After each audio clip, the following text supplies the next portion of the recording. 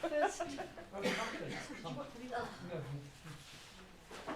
first Sorry. paper in this afternoon's session is by Lola, Saint-Martin Arbide. And Lola is a junior research fellow in musicology at Wolfson College, University of Oxford, where she's doing a research project on Parisian urban landscapes in music during the Third Republic. And her doctoral thesis studied ambient music in the 20th century, and a subsequent development of this work led her to investigate the music within the Situationalist International. She's published on Eric Satie, sound walking and mapping, music and literature, and film music in English, French, and Spanish, and particularly interested in cross-media intersections between music and the other arts. And her paper today is Carmen in Barcelona. Carmen from Etchalar, a Basque cultural history of Mérimée, Novella, and Bizet's opera, 1845 to 1930. Thank you, Lola.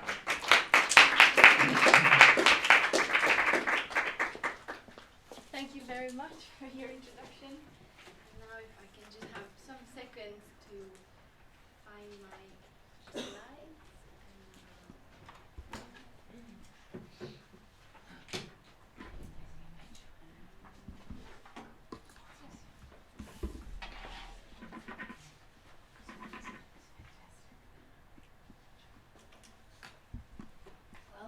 Good afternoon, everyone. Thank you very much for being here. I wanted to start, of course, by thanking Claire and Dick, also Thomas, for all of their work and for having invited me to join this workshop-style conference.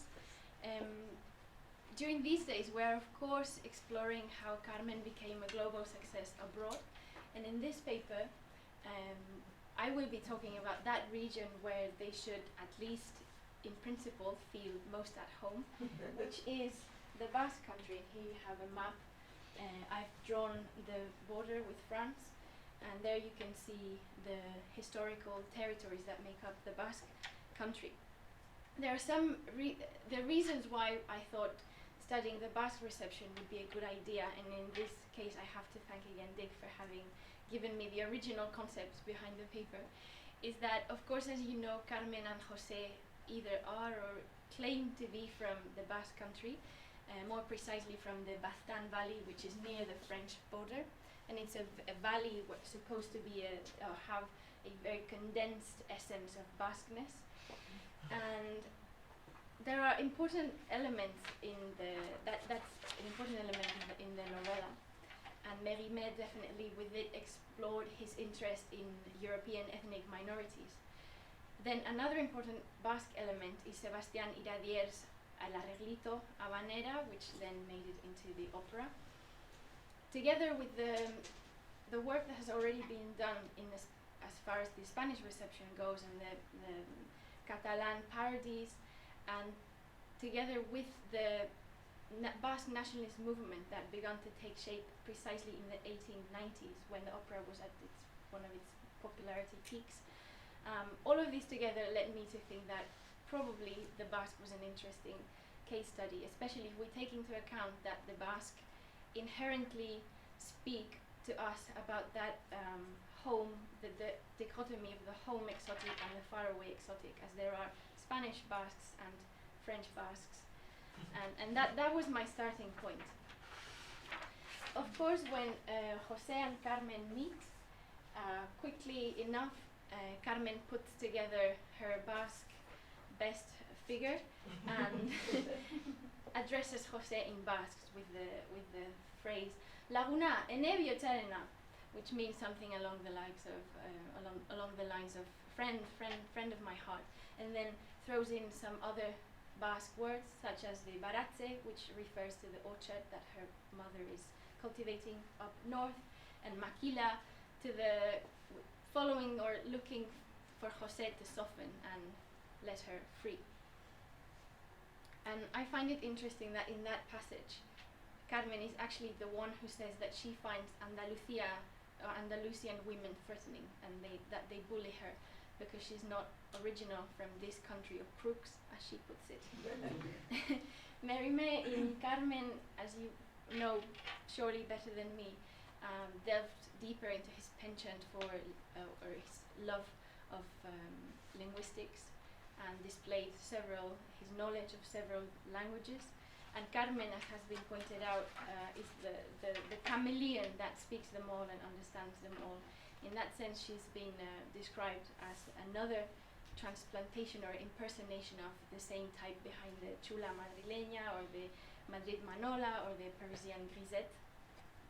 I wanted to, this is where I cut my paper from a long version to a short, but I wanted to point out, even if briefly, that in Mérimée's time, Basque, which still nobody knows where it comes from, it's a one-of-a-kind, unrelated to any Latin or any other known language.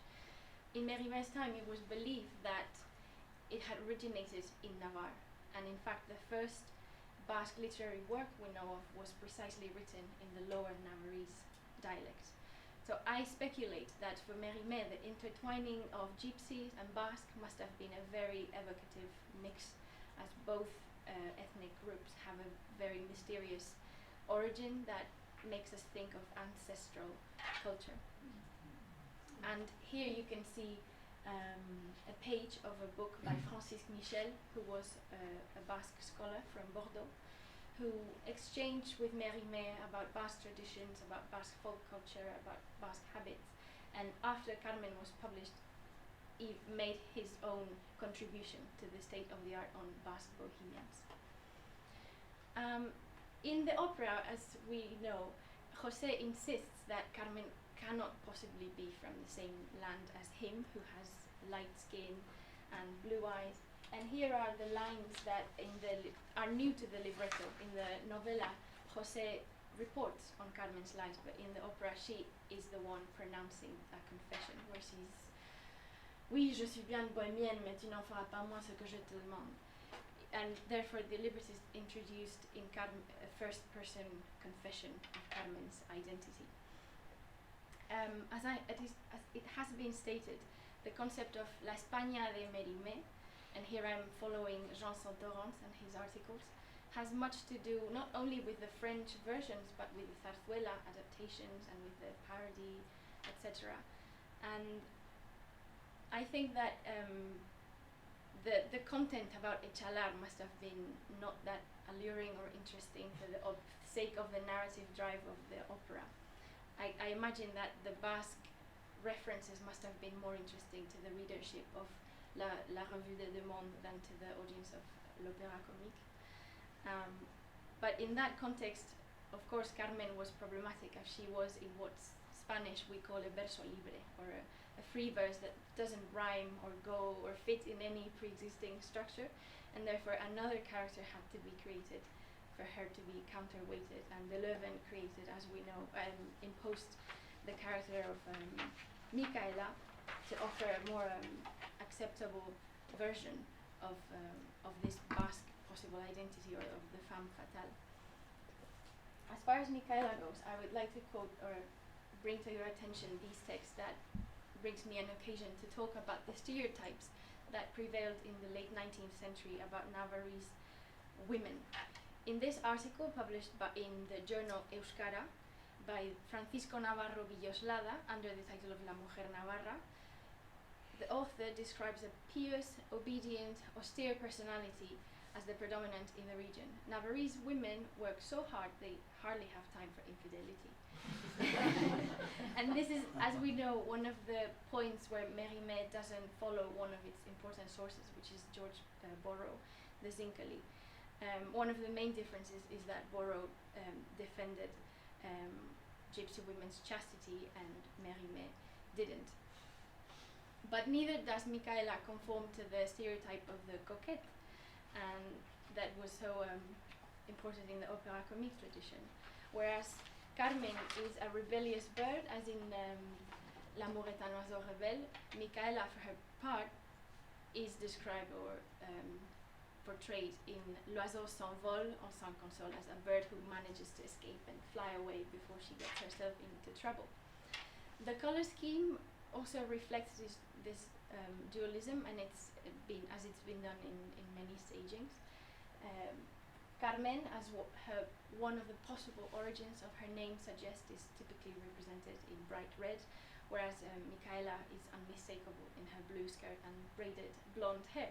And here you have a very day-to-day, everyday image representing Navarrese women in a Spanish stamp. Her correctness, and this has been striking, did not make the comments about her any more positive. For example, Salvador de Madariaga considered in a critique written in 1940, her role was absurd and unbearable. The Basque press did not, as I've been able to study so far, show a comparable interest as in other cities, for example in Barcelona or Madrid or of course Paris. The emphasis was put on the performance of different roles and on the companies that they came with. I think in this sense, Turina's 1925 words are relevant when he declared that Carmen does not interest the Spaniards from a national point of view because they prefer the passages which conserve, like Micaela's, a reminder of Italian taste. And here I've put an image of a press clipping where you can see that it was a big Italian opera company. I brought this image with me to say that when the Basque audiences heard Carmen, they did so in stages by touring companies, and then I will explain that no local ensembles engaged with it in a sustained way, at least as far as I've been able to see.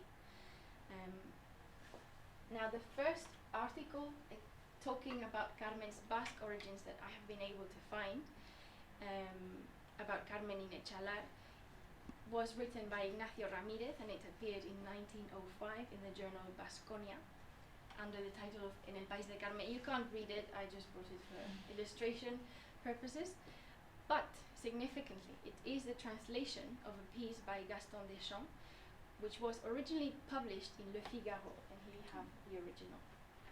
Here the author Deschamps takes the opportunity to introduce the village through José and Carmen's original exchange about Elizondo.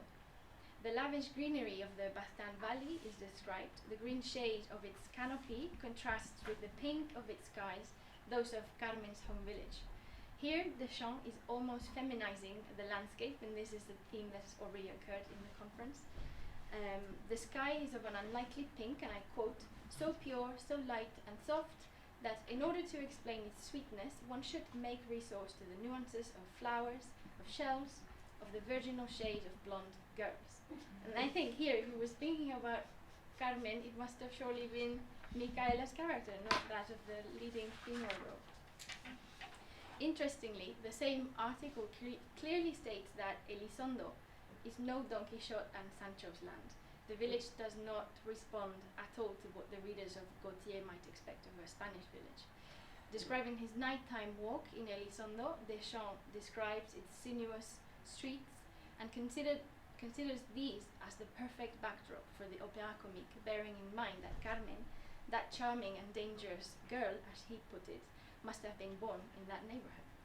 But the translation by Ramírez is a significantly shorter version, which, surprisingly or not, omits the least flattering phrases, such as, "but nobody understands their language nor their symbols anymore," referring to how Basque culture had been preserved throughout the years.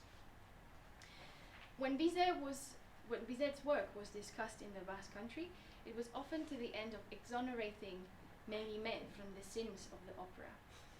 In the words of critic Morales, writing in 1921, perhaps Bizet really had Spanish music in his ears, but in any case, only Spanish composers such as Albéniz carried it in their hearts. Morales saw the issue of faithfulness of gypsy women as unquestionable, just like it had been defended by Borrow, and it is for this reason that against Carmen, the Spanish opera character par excellence is no other than Salud, the hero in Manuel de Falla's La Vida Breve. The ethnographic literature of Mérimée's entourage was brutal on the description of gypsies, and I'm sure this you've encountered in your own research. Most comments pointed a subjective appreciation of the beauty of gypsy women, which was to the eyes of most writers nowhere to be seen. And this is at the heart of the quirkiest, cheekiest critique I've read, where a Basque, José María Iribarren, claimed that if Mérimée had made Carmen of Navarrese origins, it was in order to make her cleanliness and beauty unquestionable. The period surveyed, I added some years to the end, it's from 1875 to 1939, coincides with the eclosion of the Basque search for its cultural identity and autonomy, a process that has received the name of the Basque Renaissance or Euskal Pizkundea. The foundation of the most important musical ensembles of the region can be located in this time frame. Their focus as far as repertoire goes was to contribute to the establishing of a Basque tradition. If the Bilbao audiences were to listen to Bizet's Carmen, it was most often in open air rather than through its municipal band rather than in the dedicated musical spaces of the city. And of course they heard it in a band version that was only some excerpts. And here you have the first I've been able to find shortly after the band had constituted itself as such in 1894. And they played a Fantasia Carmen at the Gran Café Arriaga, which was with all probability arranged by its director José Sainz Basabe. The repertoire of the band consisted in a vast proportion of airs and fantasias arranged from French compositions, notably Massenet and Dukas. And despite the closeness to France and the regular programming of such French composers, Bizet was not as assiduously programmed as I would have hoped for. To the audiences of Bilbao, through the Sociedad Coral de Bilbao, inheritor of the Orfeón tradition, and the symphony orchestra in Bilbao, the composer Bizet was known for his ouverture Patrie and L'Arlésienne. This opera was the only Bizet work that the Coral de Bilbao engaged with, giving it in a concert on May 22nd, 1916, for which significantly the Bilbao Association had collaborated with the Orquesta Sinfónica de Barcelona and the dramatic company directed by the also Catalan Francisco Morano. Marsic directed the inaugural concert of the Bilbao Symphony Orchestra at the Teatro Arriaga in Bilbao, and the first work on the program was precisely Bizet's Patrie, which was later on performed with relative frequency. The orchestra also gave performances of Carmen in the period covered by this paper. The first one during the Semana Hospitalaria in 1935, so very late, and the second as part of the Opera Festival in 1939. During the first third of the 20th century, the efforts of the Sociedad Coral de Bilbao were particularly focused towards the blooming of Basque opera. And this is a genre that had a fruitful endeavor, or a fruitful, was born into life in 1890 with Pudente by Santesteban, and it's experimented an era of splendor in the 1910s. In 1910, Guridi composed the zarzuela Mirenchu, adapted as an opera by the Sociedad Coral de Bilbao. With this, I mean that Carmen, that seductive lady, had several competitors, among them Maitena, Mirenchu, and very especially then in the 1920s, Amaya.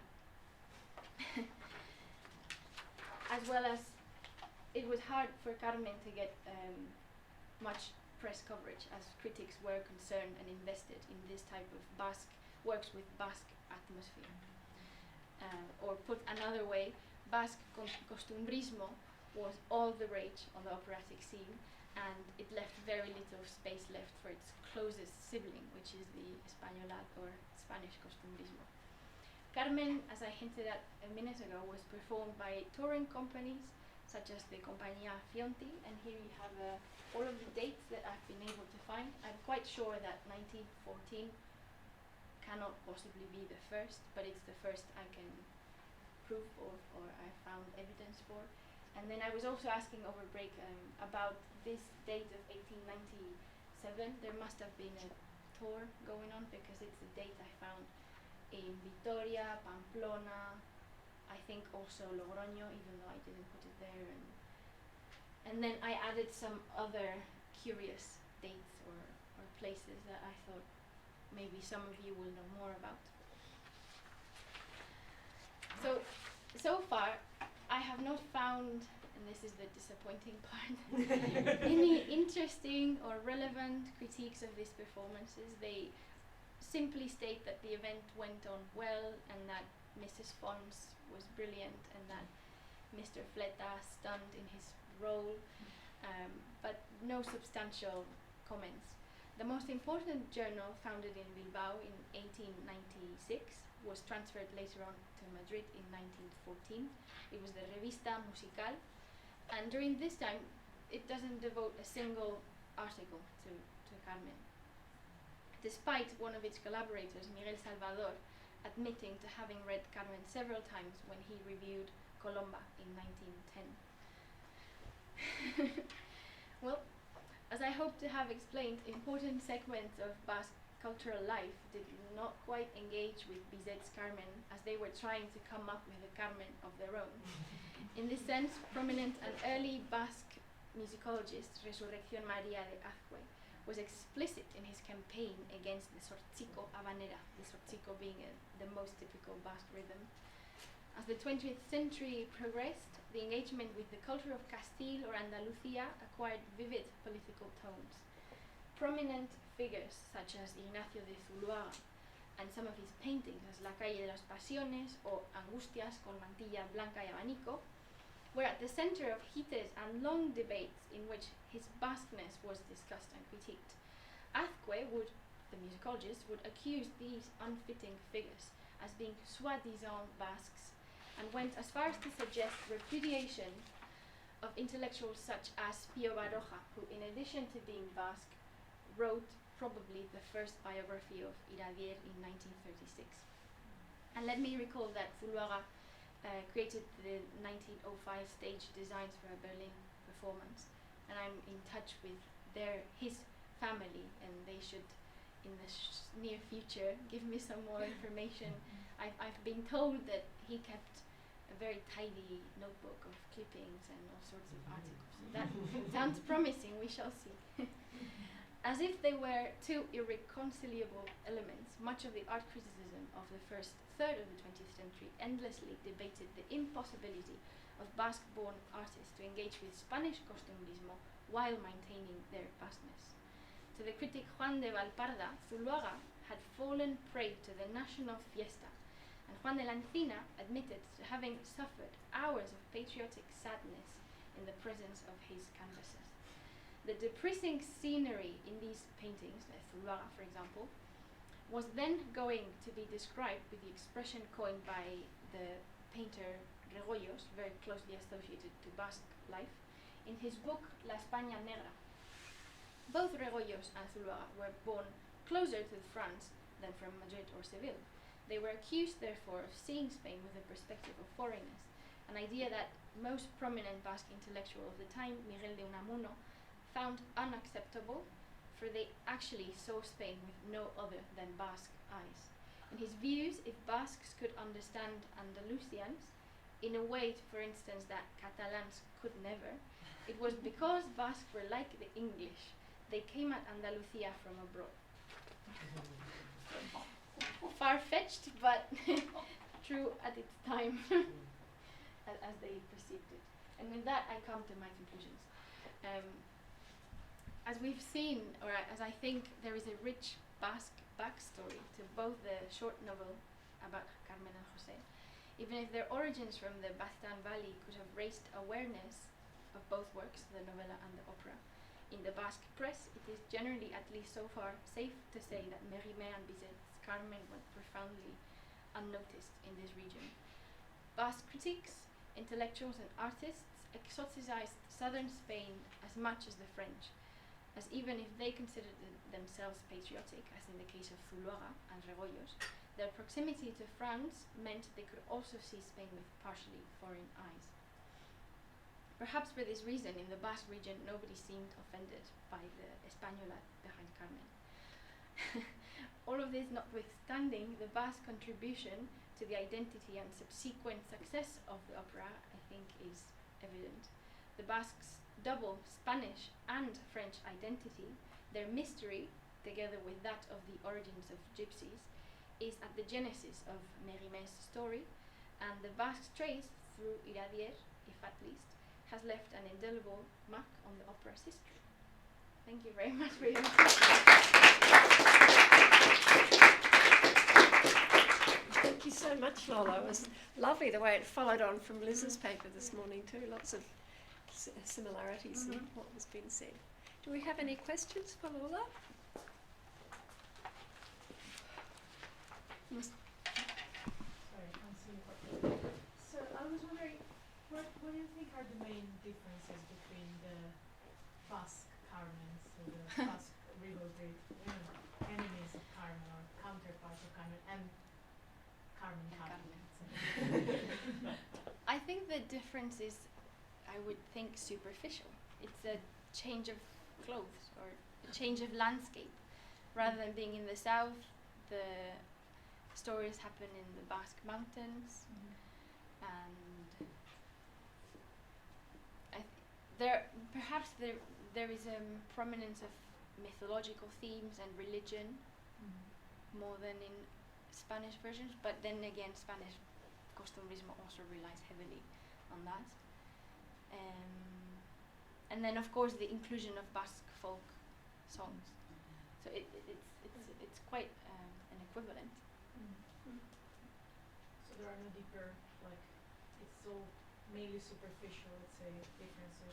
These characters that you showed, it were very interesting to see how they looked. Like, they look different, don't they? Yeah. But I consider that rather superficial. There is a really interesting journal called Hermes, and I say it's a very interesting one because it had a very open approach to nationalism, and it's a very, very interesting journal and very open-minded avant-garde thinkers were in that. It was an outlet for them to engage and discuss with more traditional views. It was an exception to the rule, I think, and a true gem in the intellectual reflection of its time. And there was an article entitled "Why Are Basque People So Ugly?" Because when Spanish or Southern people are portrayed, they're really gracious, and women like Carmen have luscious hair and big eyes and have this flirtatious manner, whereas in Basque costumbrismo, the traits are different. There are, I think, much more angular shapes. People have very rough hands, very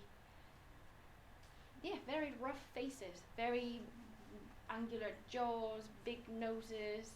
They carry their and that, I'm not making it up. It was a serious discussion. Why do Basque painters portray ourselves in such an unflattering way, and why is the South so gracious?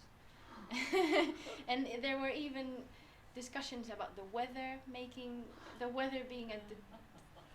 like a climate determinism, like they are gracious because it's sunny, and so that type of superficial level, of course, links to very deep feelings.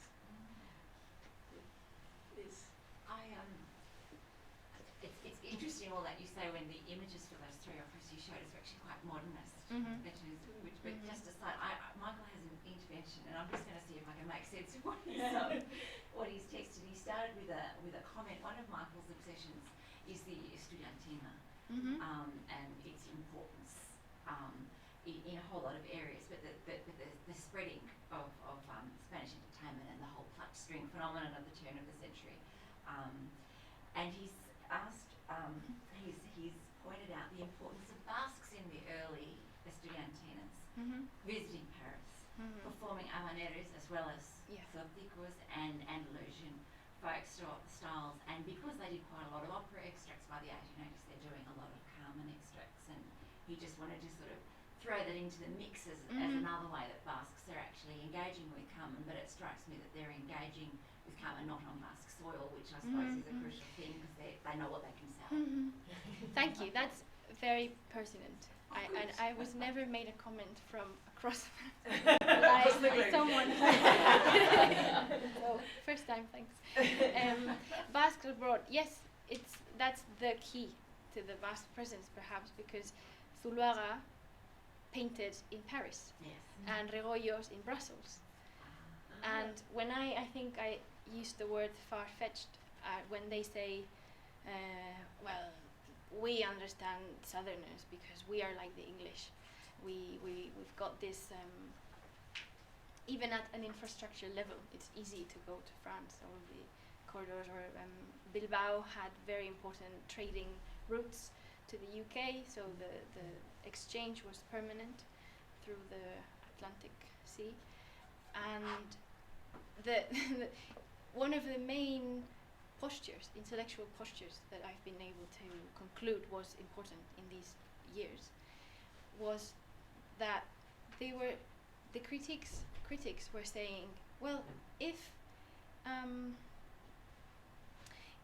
it looks like our painters are copying the French or are modeling their art according to French standards, it is because the French in their turn drew so much from Velázquez or from it's a way of justifying all of this is not French because the French got it from us in the first place. And the movement, the experience of being migrants is key to that, because they came into their own in Paris and in Brussels, and many of these Basque people would have never had such an audience had they remained in the Basque country. It's one of my conclusions, even if it sounds simplistic, is that there were almost two parallel routes, and then this is not relevant to the time we're looking at, but later on in the 20th century, it's clear that there are winners and losers, and one side of the cultural life, that the one which was close to the Basque nationalist movement, would go silent and a bit underground for a while, and now I'm going way further in time, but it's a matter of balance, and they were the protagonists at one time, and then when Basque was forbidden from public life in 1938, and now it's they're up again, and those who don't share their sympathies with the nationalist movement are down. So it's like those two parallel lines that never touch each other, or that fight each other, as with the Resurrección María de Azcue quote, of saying surely Zuloaga was born in Eibar, but that doesn't make him a Basque artist if he's not engaging with mountains and the sea. He bought a castle in Castilla, so that you can't be much more Castilian than that. Yeah. Well, we'll probably better move on to the next paper since we're a little bit over time. But thank you very much. Thank you.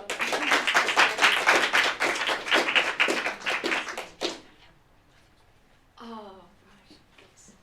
So we've got a bit more time. We've got a bit more time. So we do have a bit more time because Dick, did you have a question? Yeah, I've got two. Sorry, David. They're not really questions, they're remarks.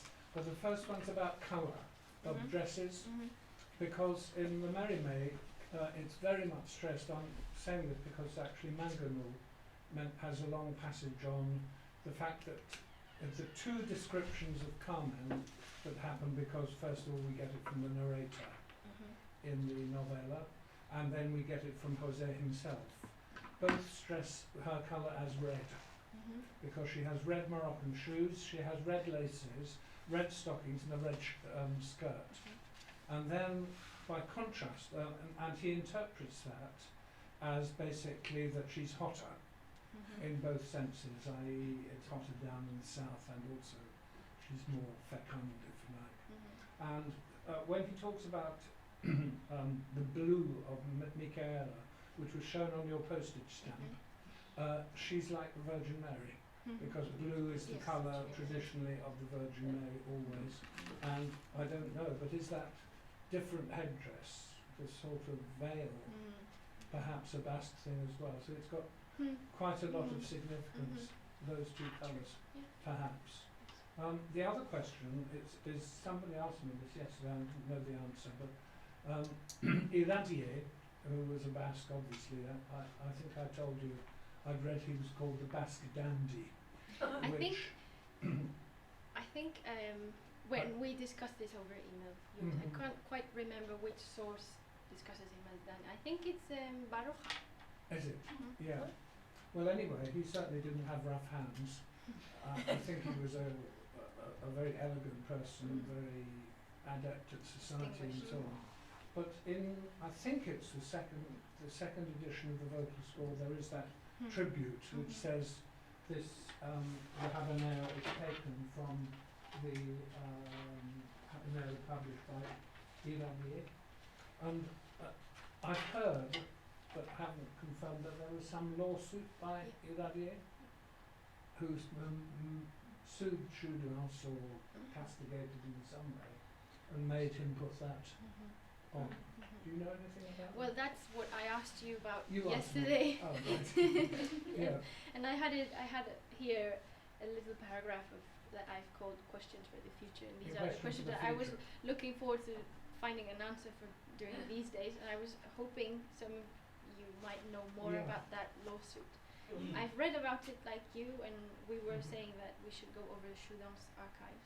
Mhm. I've read that they That might be something to ask you tomorrow. Yes, and then the other thing that I cut from my longer paper version was that it'd be helpful for me certainly to be able to visualize in a sort of graph all of the multi-way connections of the four men. So Bizet, Mérimée, Iradier, and Sarasate, who I didn't actually even mention now. But they all knew each other in at very different ways and exchanged at different times. And because Sarasate was obviously from Pamplona, and was from Navarre as well. And there's talk that they worked together at the Conservatoire, and so he was around when Bizet was composing the thing. And I mean, I think there's stuff in Bernie's biography. Very little, but Yes, it's tantalising, isn't it? Yeah. And there is that book by Nagore Ferrer about Sarasate where she rescues a source implying that some article written, I think, by Bizet was in fact written by Sarasate.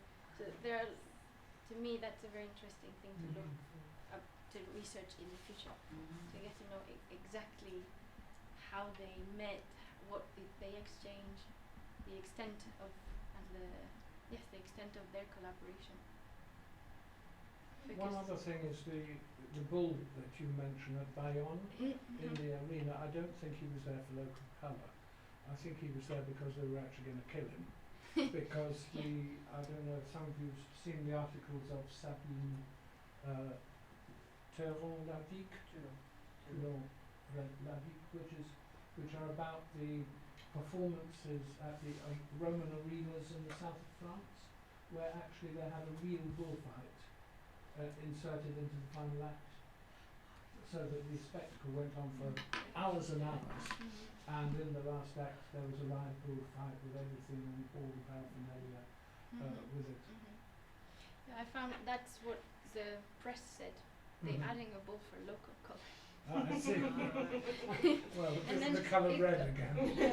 Just very briefly on the Iradier comment, Michael's just said, well, Iradier was long dead, so he's unlikely to have brought the suit himself against It was Chudens. the editor. So that would need a little bit. I can't remember when he died, but it was the 60s, wasn't it? Yeah. So that's another thing to pop into that story, whether there's some basis in it or not. Perhaps a publisher. Can I ask one tiny bit, Michael?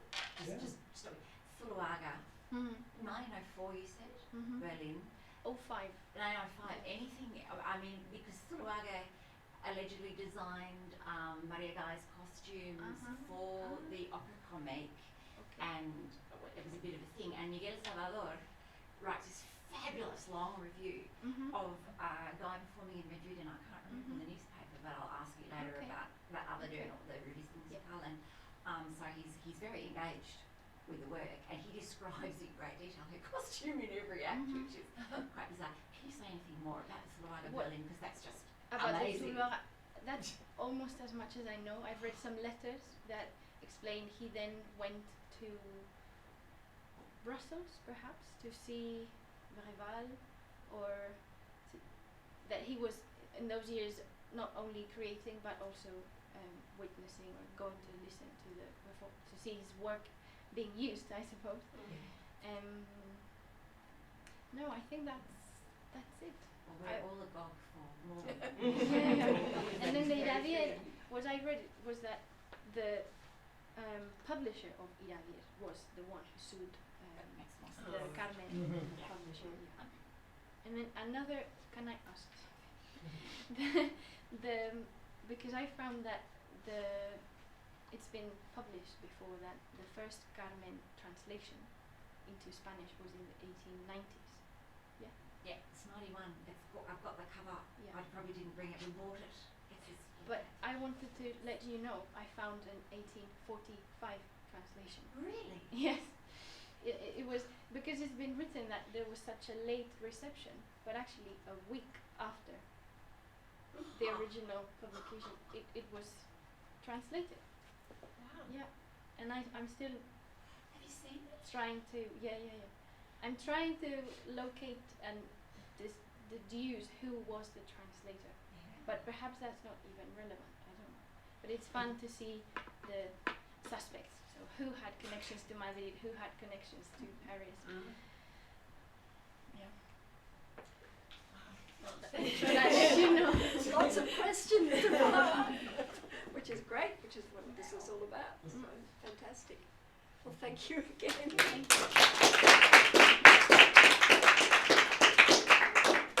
Move on to David's paper.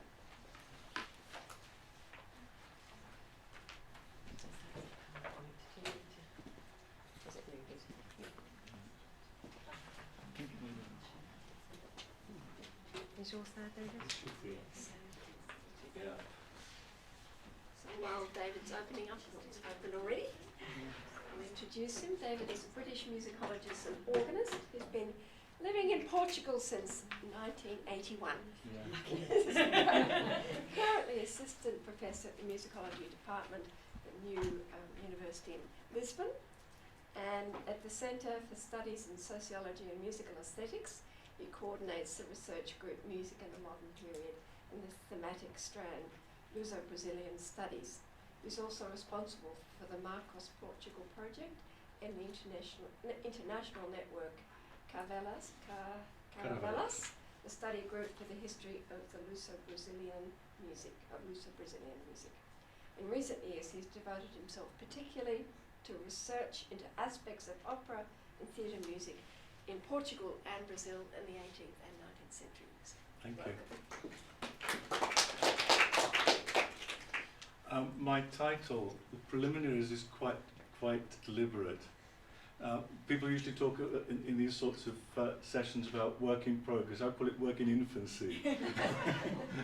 But I'd like just to present to you the things I've managed to find so far, which are therefore going to be my starting points for future work. I don't have a text. I'm simply going to speak from the PowerPoint. Basic thing just about Iberian geography, just to draw attention to the fact that Seville is here, Madrid is here, Lisbon is here. They are equidistant from Madrid, and Seville is much nearer to Lisbon than it is to Madrid. And so you actually have this area down here, the Alentejo and the Algarve, are very similar in some ways to Andalusia, except that Andalusia remained under Moorish domination for another 300 years after the south of Portugal, and therefore, even to the Portuguese, has a certain exoticness, more than its own territory. The first Carmen productions in Portugal were in Lisbon and Porto. In the case of Porto, the Teatro São João, all I've managed to find out indirectly through some students of mine was that it was first performed in the 1885 to 86 season. Neither of the principal newspapers from Porto are available online, except for this period. And I haven't had time to go up to Porto to have a look at the papers up there yet. So that still has to be confirmed. But in relation to Lisbon, there I've got that much further. It was first performed in 1885 with Giulio Novelli in the title role. and a year later there was a single performance with Patti.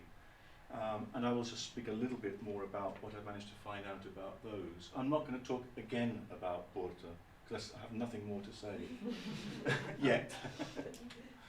So, Giulio Novelli, so it was the Carmen in the original Lisbon 1885 production. We do have the libretto. It's a translated version. It was given in Italian, and what was published was a Portuguese translation. This clearly goes back to an earlier tradition where it was usual to publish bilingual libretti in Lisbon for the public theatres. It becomes more economical just to do the translation.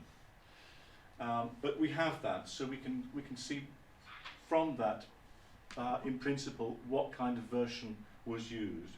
Although I do have one big question, which is about how many Italian translations there were, and therefore I have no idea. Maybe somebody here can tell me something about that, to see what was translated from exactly. Here you can see, this is the opening, the list of the dramatis personae. Somebody's written in pencil the names of the four singers, and here you can see the beginning of the first act in Portuguese. The cast, as indicated here, Giulio Novelli as Carmen, Adele Morelli as Michaela, Alberto Di Bassini as Don José, and Sparapani as Escamillo.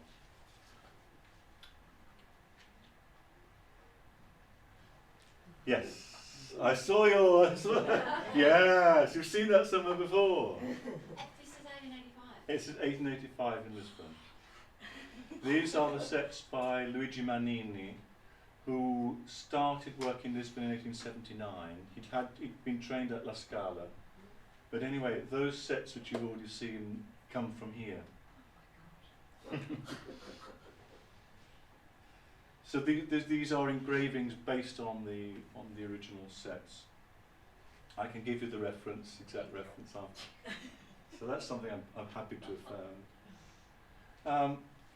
This I thought was very interesting. I haven't managed to read all of the reviews of the different papers, but the question of local colour, given that Portugal and Spain, the relationship between them. And this I found particularly interesting because the critic is talking in peninsular terms. So the local colour, the characteristic rhythm, the minor tonality which predominates, which almost exclusively characterise Spanish music, or certainly to strike a sensitive chord in our peninsular ears. So he's making the link between Portugal and Spain. And he goes on to say, Bizet's score is in my view the most notable creation of modern French composers in the last 20 years, and incontestably the most brilliant page of peninsular music, which brings more artistically into relief than those cantillenas with a febrile, exciting rhythm in which a melancholy background comes constantly across, things which are so characteristic of the peninsular peoples. Well, any of you who know Portuguese fado, the song type, will know what it means about melancholy, because that's absolutely characteristic of Portuguese music too. So that's an interesting aspect. I wasn't quite expecting to have something quite so directly making the link. Julio Neupart was the first properly trained professional music critic in Portugal, and therefore what he writes, in a sense, bears more weight than what anybody else writes in terms of actually technical music. And he makes this interesting comment about in Amphion, which is the fortnightly music specialised newspaper which he edited. And he had so much to say, he had to divide it into two issues. So he says this interesting comment: the strange form and the unusual character of the roles perhaps sometimes makes the plot of Carmen a little bit disagreeable, yet always interesting. I find he has this certain reluctance about it in one sense, which presumably is to do with moral questions and so on, and yet he's absorbed by it. I found that an interesting perspective. He then, in the rest of that issue, simply tells the whole of the plot to justify what he's said here. Then in the second text, he gives a very detailed analysis of the score. For each scene, he sort of mentions he almost doesn't know where to stop, because he's just so totally overwhelmed by it that almost every number he ends up having to say a comment on. And the performance, the details of the performance is very, very detailed. So I look forward to sort of analysing that with greater care.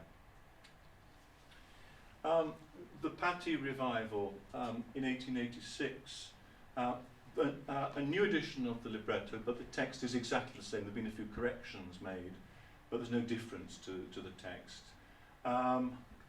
Next, go back. Very little to say. One of the newspapers I read thought it was absolutely wonderful, the performance. But this is obviously somebody who simply thinks that Patti is marvellous. But Julien Neupart, I didn't have time to transcribe it because I didn't have time to read it all. He was a bit sceptical about her performance, both as singer and as actress. And of course, she didn't go down well in London. I think this is probably the only other time that she performed it after, I would guess, because clearly it didn't suit her.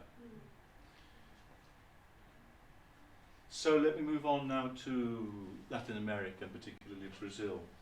These are the premieres of Carmen in the Latin American capitals that I've managed to find out. So if I have no idea about Bogota and Caracas, but these are the ones that I've found so far. The first thing you'll notice is that 4 of them are in French and in 1881. And I've managed to show that Rio, Buenos Aires and Montevideo were all done by the same company.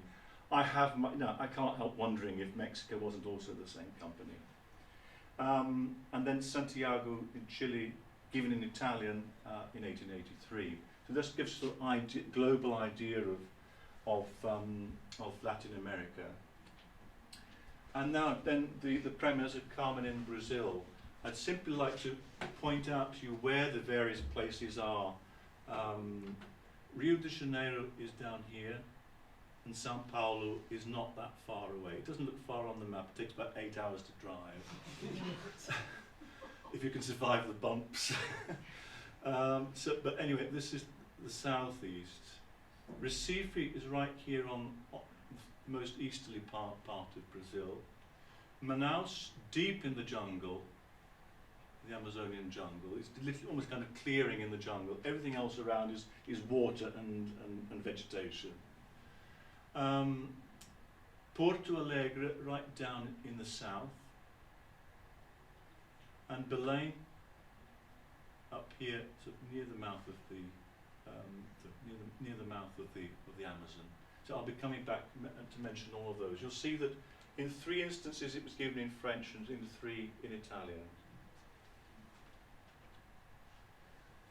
Well, the French company that I need to talk about is Maurice Grau's company. And from what I've managed to find, these were the 4 principals: Paula Marier, the sister of Gali Marier, Hélène Leroux, Monsieur Murat and Monsieur Mauger.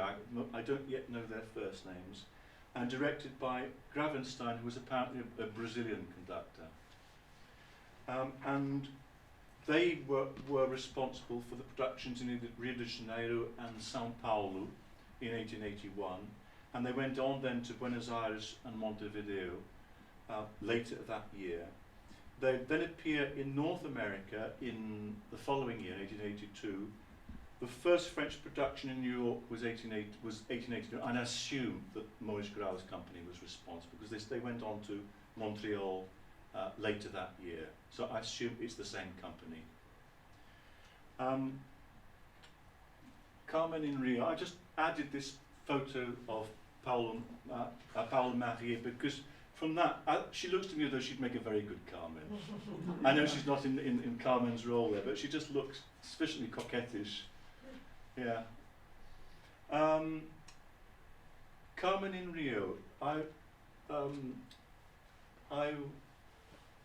There are a couple of things here that I just want to mention to give an idea of how the Gazzetta de Tarde saw the production. I obviously haven't included the whole thing, but I wanted to look particularly at the question of the instrumentation, because I want to come back to that in relation to São Paulo. So notice too the instrumentation, which is extremely difficult and provides numerous opportunities to appreciate the merit of the superb professors that make up the orchestra of our lyric theatre. Professor is the word they use all the time for professional musicians. But obviously it does imply that the orchestra available was of a high standard, if they were able to get these subtleties across. See the smoothness and at the same time the energy with which the dramatic situations are coloured, the harmonic daring, the accentuation of the characters of the various roles, the fluency of the musical phrases, and the naturalness by which they are connected without the least apparent effort. Clearly someone who seems to know what they're talking about, the kind of language that's being used. And then in São Paulo, I've managed to find the advert, which is the full list of the cast. It's very small, but at least we have the full list of the members of the cast. And this reference in the Correio Paulistano, going back to the question of the instrumentation, in general terms, we should demand a more complete orchestra. Clearly, they didn't have a full orchestra. And it would be true to say that the musical resource in São Paulo were on a completely different level from Rio. Rio was the capital. There was a considerable musical and theatrical life there. And São Paulo at this stage simply wasn't in the same league. So we should demand a more complete orchestra for Carmen and better rehearsed choruses. That always comes across in all kinds of reviews I've seen so far. To bring out the musical beauties that they have to execute. But in the present case, given the insuperable obstacles that Mr. Grau has found among us, I will say nothing in this respect. Yeah, the irony of saying nothing in this respect and therefore saying it all. But anyway, it was given at the Théâtre Saint-José, which is this theatre, no longer there. Up in the north, then, it was given at Manaus in Amazon Estate in 1906 by Joaquim Franco's French company, and there were 4 performances starting on the 3rd of July. Manaus was kind of almost a mythical theatre in those days. It was and still is in the middle of the jungle. And Caruso is known to have performed there when he was a young man still. That is kind of the great fable about Manaus. It is still used as a theatre, it's a very fine theatre. Unfortunately, I've never been there. So it was done in French at Manaus, and at Belém on the coast, it was given in Italian productions in 1890, and there were 6 consecutive performances, which is a lot for those days in a place like Belém, and it was repeated in 1894. In the south and the east, Recife, it was given in Italian, starting on the 26th of November 1892 by the Impresa Sansone, is the name of the company. I find that they were there in other years as well, but I think they were not there fixed. But this is one of the areas I got to just look at, is the whole nature of the companies and how they were contracted and so on. The Carmen was Corina Gescatti, and it was well received, but again the comment of the chorus being under-rehearsed. The Teatro Santa Isabel, as you can see, is back here behind this little park. And then in the deep south, Porto Alegre in Rio Grande do Sul, again given in Italian, on 16th of June 1904, this theatre, the San Pedro. And I think one of the reasons why it was very poorly performed was clearly the weather. As you can see here, icy cold outside and in. It was almost 9 at night when the curtain rose. A lot of people were expected for the audience, weakly attended.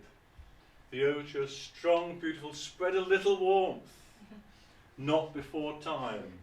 The cold air channeled by the large open door was freezing. probably anybody who knew the theatre and the weather had just decided to stay at home.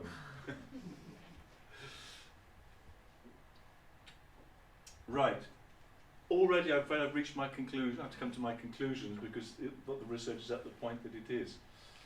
Preliminary conclusions and leads. First of all, no connection between Portugal and Brazil. And that is not such an obvious thing as you might think, because certainly in the first half of the 19th century, first of during the colonial period to 1821, it was a colony. And between 1808 and 1821, the court was in Brazil. It wasn't in Rio. They'd transferred the capital from Lisbon because of the French invasions. Imagine the court, the royal family, the court, the whole civil service went across the war. It's the only European power, colonial power, ever to transfer the capital to a colony, and they remained there until 1821. Finally came back to Portugal. The following year, Brazil declared independence. But even after that, the Portuguese influence remained extremely strong, and particularly Portuguese theatre groups tended to be contracted and then to go over to Brazil. So I was wondering whether there were still connections of that kind as late as this. There don't seem to be in the present case.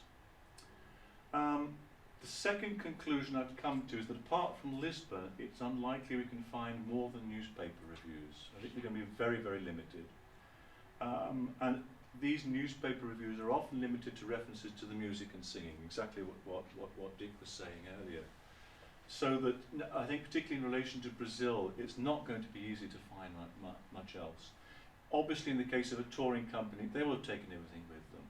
So we're not going to find scores and things left behind. I doubt very much if there was a libretto printed, but I hope to be able to find out something on that. The companies in Brazil need further exploration, particularly the Maurice Grau company. I think it needs to be work done on that company altogether. And of course there may still be other productions that I've not yet managed to find. The Brazilians have done a fantastic job of putting newspapers online with a search facility. And although the search facility misses an awful lot, it does help you in. And I've not managed to find any evidence, for example, of performances in Salvador de Bahia, which had a very important theatre, the Theatre São João, where I would have expected to find it. But I've actually looked specifically at the newspapers there and not found more than occasional excerpts in concerts and things like that, not an actual production.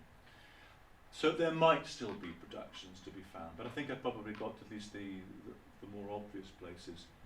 No doubt there are other things. Maybe you'll have some ideas for me. But anyway, I rest my case here.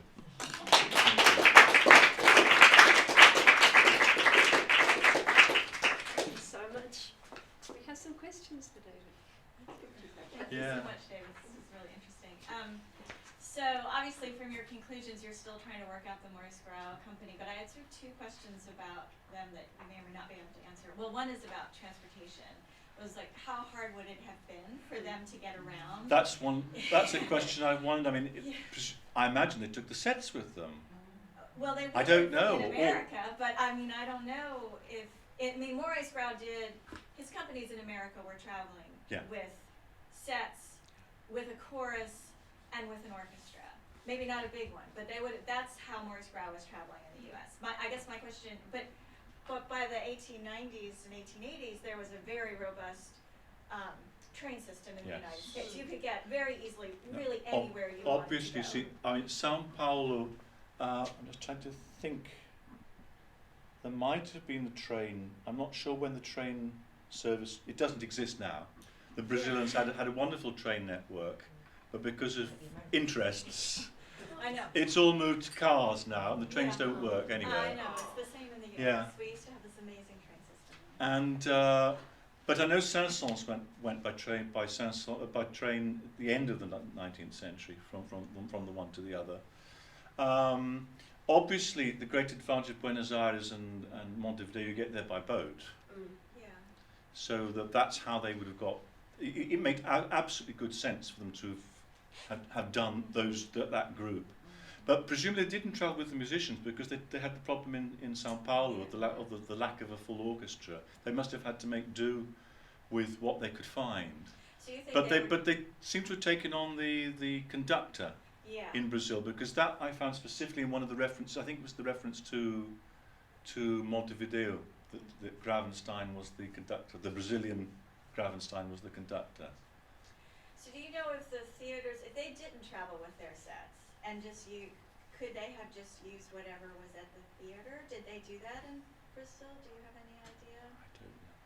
If they I mean, one of our problems, for example, in Lisbon, the Teatro São Carlos is very well documented. A lot of work's been done on it over the years.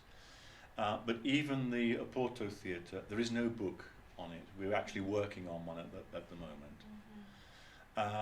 And in Brazil, it's similar. There is a book on opera in São Paulo, which I've managed to get hold of. And recently, a colleague in Manaus has written about the Manaus and Belém theatres. But there is no history of opera in Rio, or Porto Alegre, or Recife. And so you're kind of trying to piece things together and get a sense of how companies worked. And I'm not sure how much has been done even on the history of theatre side. Yeah. So we're a bit in the dark on a lot of Yeah, you things. have a lot of preliminary research that still needs to be done. Yeah. I have some scraps of Oh, information on great. that. In fact, I was very happy to see the name Mauger. This is Camille. In fact, Mauger his real name was Maur. It was Frederick Maur, named Mauger. I didn't know what he was actually doing in the Americas until I heard he was I know, just to give you an idea of who the man was, he was a former mechanic in factories in Bologna. He was discovered because of his baritone voice. He schooled at Liège Conservatoire, and then he became part of this company. So there were a couple of them. Grau is one, Montcharmont was another one. Montcharmont is a bit similar, but more for operetta, and they were the company, for example, that toured Cyrano de Bergerac to North Africa. And I know from Montcharmont that they had a system of devising scenery so that it could be made very small to travel. So, but I think we should not underestimate what was available at these theatres, because Belém had stock scenery painted by Carpezat, who was the big painter of the opera times. The actual curtain still exists with the 1800s. So it's possible that if they had a public square, a rustic interior, rocks, it could be Carmen. Well, yes, Probably. absolutely. The same thing in Australia, actually. Most of the touring companies didn't have chorus or orchestra. They picked up locals as they went, or they might have a few woodwind instruments, perhaps, which were very sparse in Australia. But the sets, they would have had local sets, exactly generic sets, which could work in many different operas. Yeah. Thank you very much, because we didn't know what the hell Mauger was doing. When I returned to Belgium, I became a fantastic director of the theatre in Brussels. Really? Oh, that's very Yeah, interesting. so you read it in biographies. He was in Buenos Aires. Yeah. So what did he do? So now you know. Yeah. Thank you very much. Thank Yeah. you, David. I had two questions. One was about, you talked about the reviews in Lisbon. I just was wondering what sort of press culture there was in Lisbon at the time. I mean, how many reviews were you getting in the 1880s of something like that? I haven't checked, but I would reckon I'd be able to get at least half a dozen. Right. Because by that time there were two specialist magazines. Because Julien Neupart criticises his colleague in the Gazeta Musical at one point. So I haven't read that text yet. So there are two specialist ones certainly, and there must be 4 or 5 daily or weekly newspapers, all of which, one you saw I quoted, but there are several others, and I just haven't had time to go through them all yet. So I would think certainly for Lisbon, it would be possible to do quite a lot of crossing and getting a sense, as a more general sense of how it was received. Okay. My other question was about your photograph of Giulia Novelli Mm. with that costume. Coming back to the costume, can you show it to us? Yeah. That's the only one that isn't in my Is that- isn't from my own collection. Presumably that's her as Carmen, I don't know. This is because it's a very curious costume Yes. as it is. Yeah, I Um, agree. I thought the same. no. It's come from Mario Moreau's book on the São Carlos.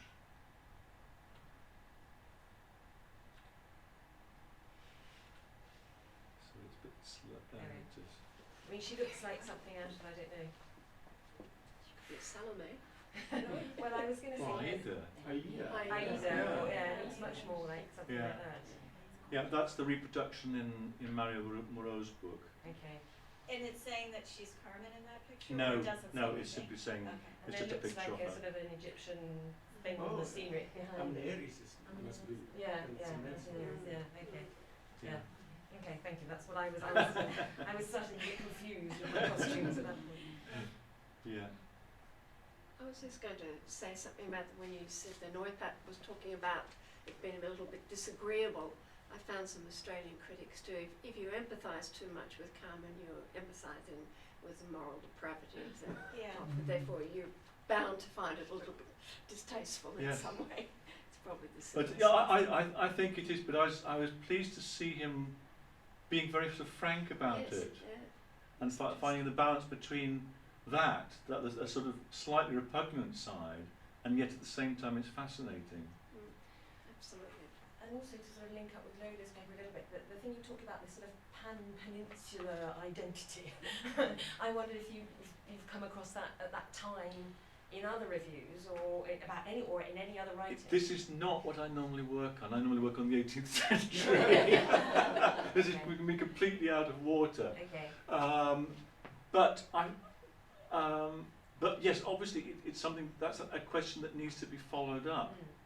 How far this has to do with at that time a sense of peninsular identity, Yeah. which I find a little bit surprising in some ways. I mean, the relationship between Portugal and Spain is not a straightforward one. We have this expression in Portuguese that, in relation to Spain, nem bom vento, nem bom casamento. You neither get a good wind or a good marriage. This tells you a lot. It's an awful thing to say, but it's what the Portuguese say about the Spaniards. And that's, everybody knows that expression. So, on the other hand, there is a sort of courting between the two countries. And I find particularly those that live near the Spanish border on the Portuguese time, they go back and forth the whole time, do their shopping, and I have some friends who live in Elvas, do most of their shopping in Badajoz.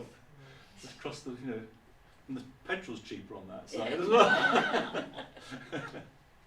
So there is this ambivalence between the two countries, and so I was particularly pleased and interested to find that attitude.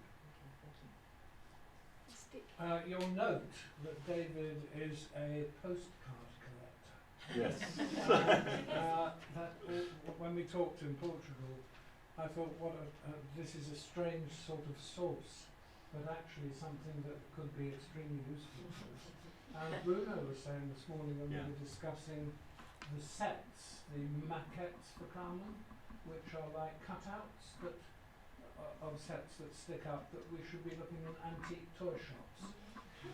So there's a couple of strange, unusual sources that we might identify. It's pretty cutthroat out there on eBay and the other places for getting those Spanish postcards. There's a woman in Melbourne who's quite a collector. You've got to be pretty tough and have well lined. Yeah, and quite a good wallet. Yeah. That's what you told me. But it's an interesting. Some of mine were not cheap. But, you know those Italian sets that you had with the arch you share? Where on earth is that funny arch? Is that just an invention? The sort of keyhole arch, but with it's come down to frillery, that bottom arch. Well, this is actually. I'll tell you what I think, because it reminds me of the neo-Manueline style in Portugal, and Manini was an architect and did things in that style architecturally. So I noticed that, because it reminds me of some of the architecture in Sintra. Mm-hmm. He designed the so-called Quinta de Regaleira and the gardens, and there's a lot of this sort of thing there. So I think it's kind of part of the architectural style that he acquired in Lisbon. That's the impression I have. I mean, the top and the bottom bear some resemblance to the opera comique, Yeah. 1875 imagery. But that tooth. That tooth, the Yeah. detail is Yeah. very distinct. That's something I want to have a look at and try and have a look at some of the pictures I can find of Sintra to see whether I can find that somewhere there. Michael's just found a 2015 Spanish thesis on Manini, which he has downloaded, and so we should correspond. Yes. Presumably you're watching online. Because he was in Lisbon for a long time. No, you said. Yes, yes. Yeah. And he was the main set designer not only for the São Carlos but also for the National Theatre. Wow. He also reminds us that Carmela played in Lisbon, so Carmela would have got there in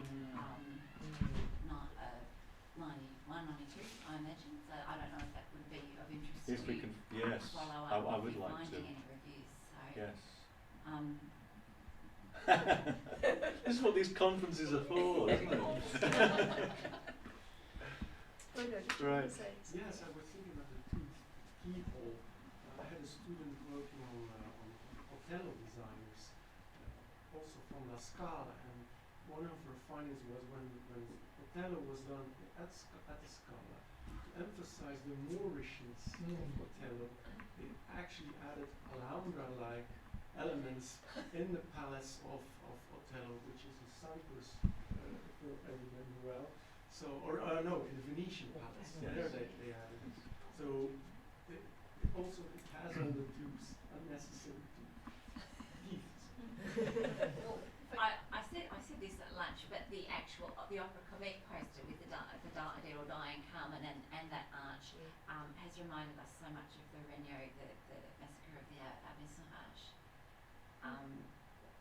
which is another possible provenance for using that kind of design. But I just interrupted someone.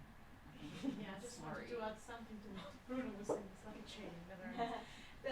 When they designed the costumes and the sets for Othello, actually, and Verdi himself wanted that the costume designers and the scenographers went to Venice, because in the Academia of Venice they had a lot of architectural elements like windows or coming from the former Venetian colonies, including Cyprus. So there was probably, if you go to Venice, you find so it's another place where it's.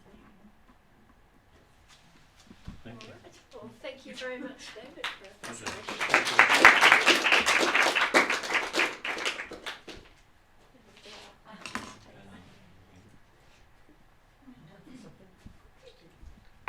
And Michael just said also from Cordoba, that arch of design. course, You yeah, think yeah. about Cordoba there as well. I think I'll stop now.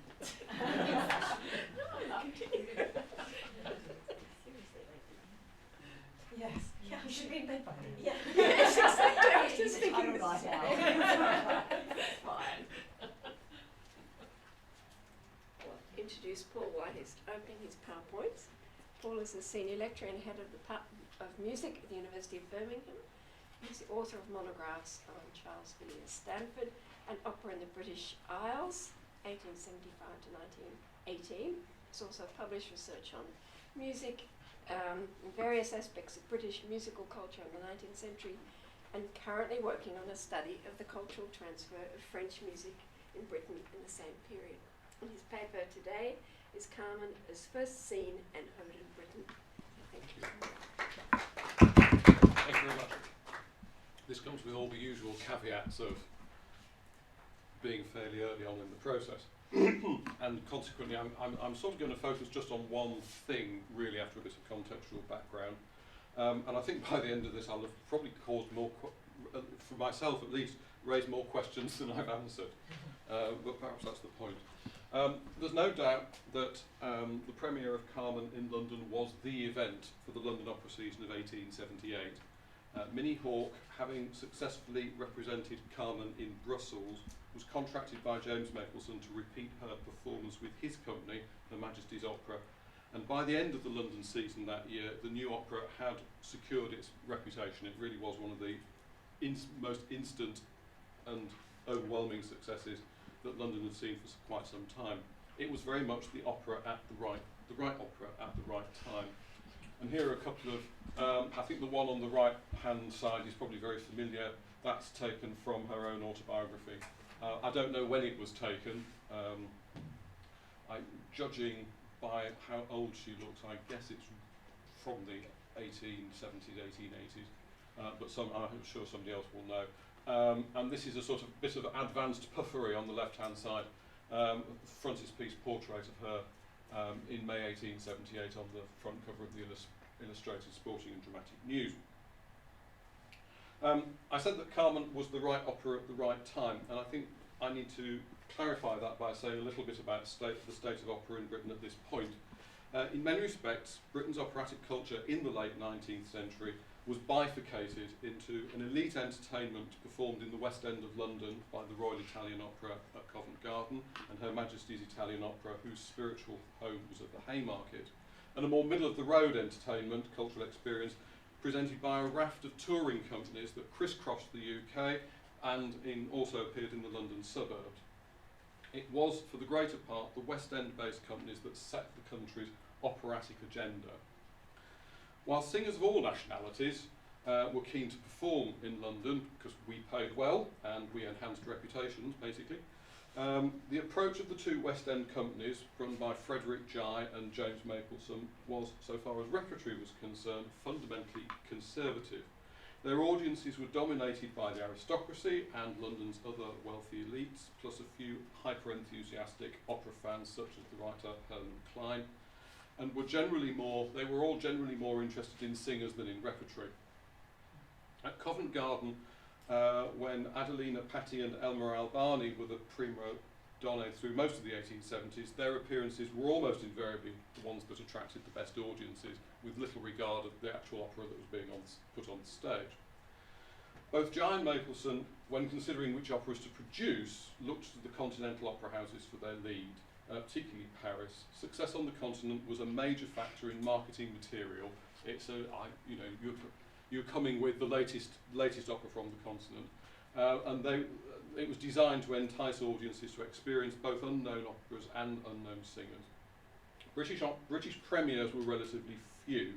World premieres a rarity, and commissions absolutely non-existent. In the 5 years prior to 1878, the two companies between them had given just 8 British premieres, and only 3, Tannhäuser, Lohengrin and Aida, became regular parts of the repertory, and that the 2 Wagner operas were only premiered in London 31 and 25 years after their respective world premieres probably tells us something about the risk-averse nature of West End opera at this time.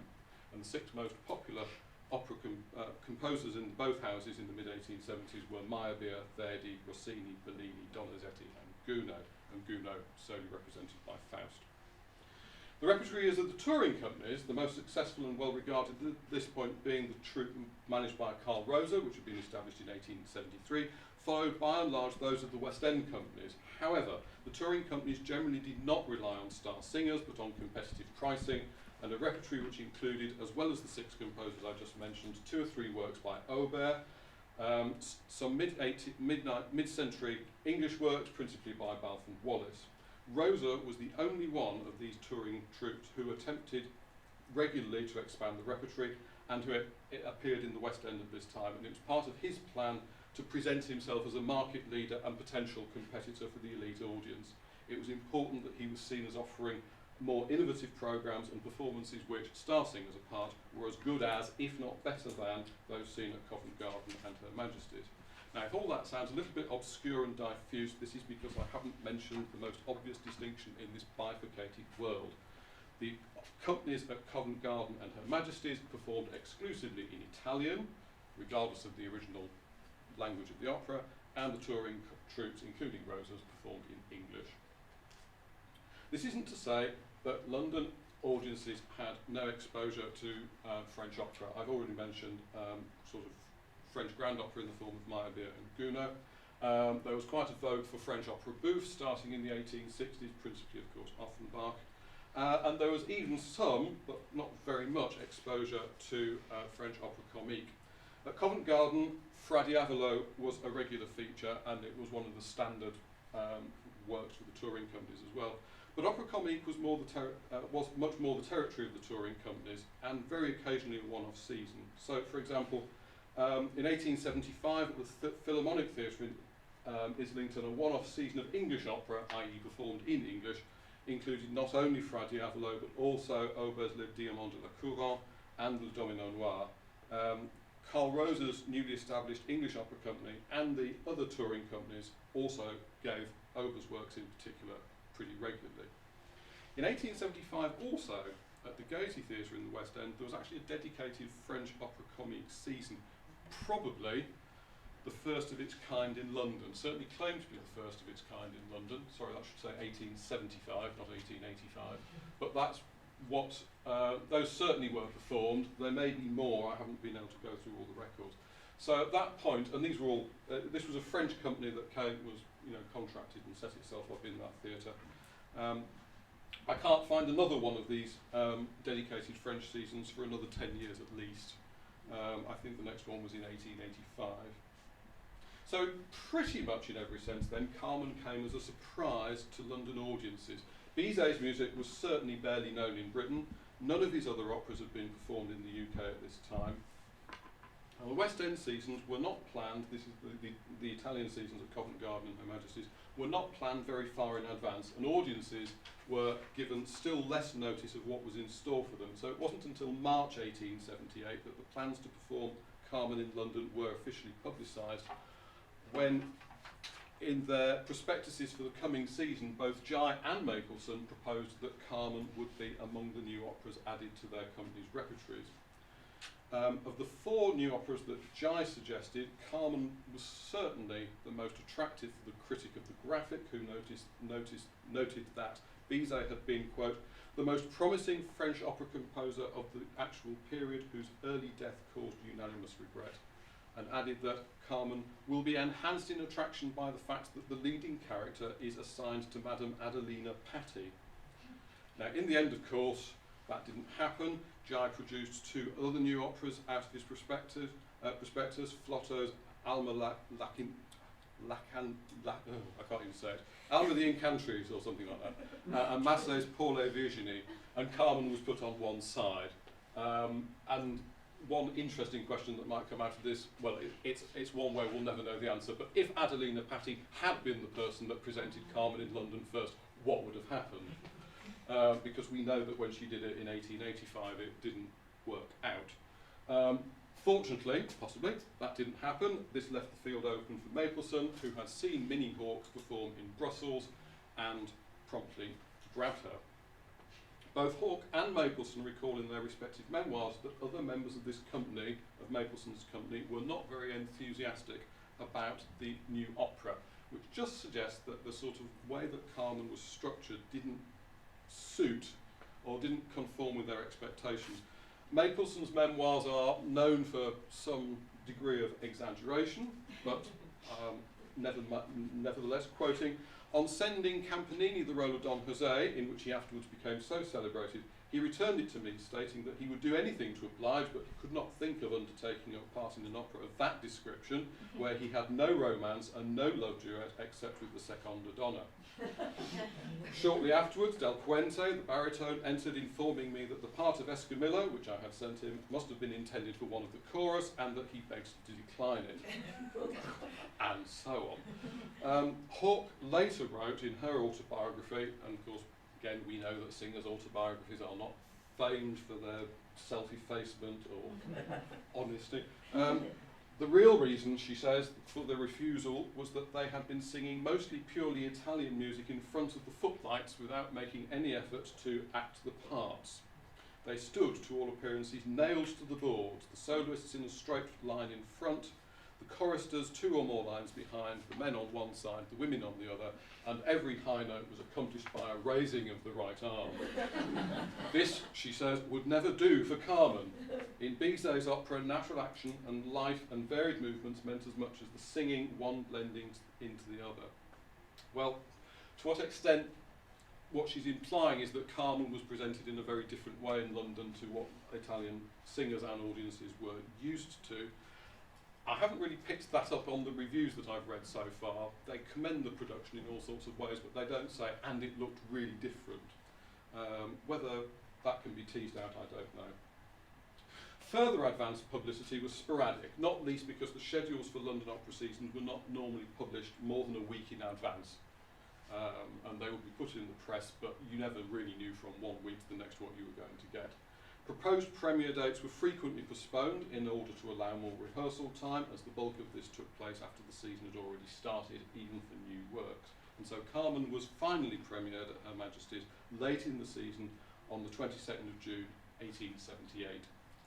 In accordance with standard practices of Mapleson's and Guy's companies, the work was translated into Italian, and the spoken dialogue replaced with recitative, because spoken dialogue was just not acceptable. I don't think we'll ever be entirely sure what was actually presented at this first performance. As far as I'm aware, the performing materials from Mapleson's companies just don't survive. And reviews, of course, inevitably lack detail. Our best guidance, therefore, is probably the published libretto that went with the first performance. This is from the British Library.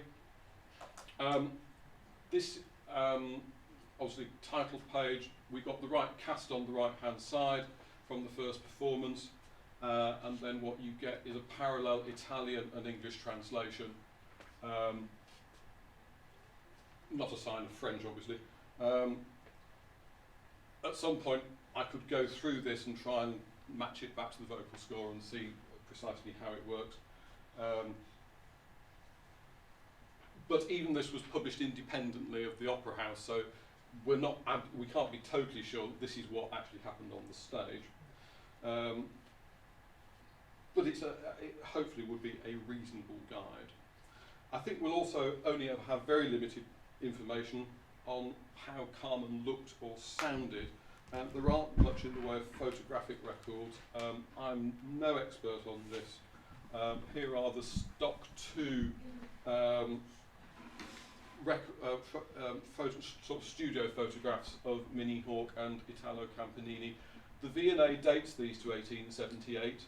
I'm not quite sure on what basis, but that might be what people first saw. I don't know if you think that. I think it was. I think Right. this is the production that came to America in Right. October, and these are the same pictures that we have in America. So I think it probably Yes. was the 1878. Or perhaps these were taken in America. I mean, Well, yes. Well, I know we that don't know. there's the picture of her in the sort of Oriental-looking costume is definitely an American photographer, and these pictures come out in America, but I can't remember off the top of my head if these are American photographers as well.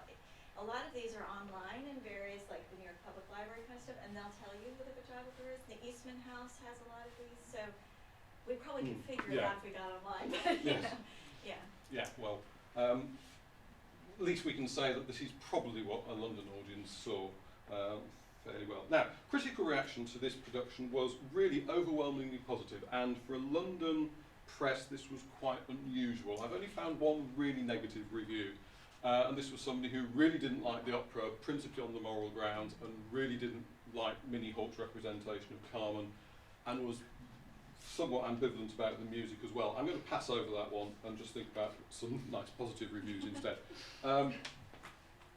Primarily because these are, although they're in the nature of 19th century press reviews, they are somewhat obscure. They don't really tell you exactly what you want to know. They're also better than Miss Hawke just sang really beautifully. They do tell you more than this. So here are a few, I think. Oh, I missed this out. This is from the Illustrated Sporting and Dramatic News. about 2 weeks after the premiere, sort of a production, but that engraving looks remarkably familiar of something else that we've already seen, which wasn't linked to this at all. So whether it really was a scene from the new opera at Her Majesty's Theatre or just an engraving transplanted, I don't know, but it's quite interesting. Unfortunately, I think the sort of the characteristic art we've all been talking about up above has sort of disappeared, but that sort of the way the characters are laid out looks frightfully familiar. And the moustache as well. Yes, and so it goes on. Right, so one or two comments about Minnie Hawke, I hope.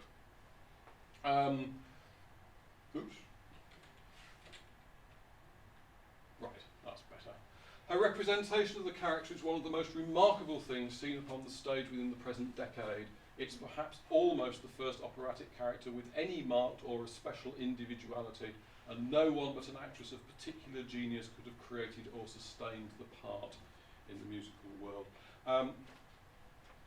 It doesn't tell us a great deal about what she was doing, but on the other hand it tells us something about the values of the time, I think. But the critic in the music review at least thinks that this is something really striking and different. I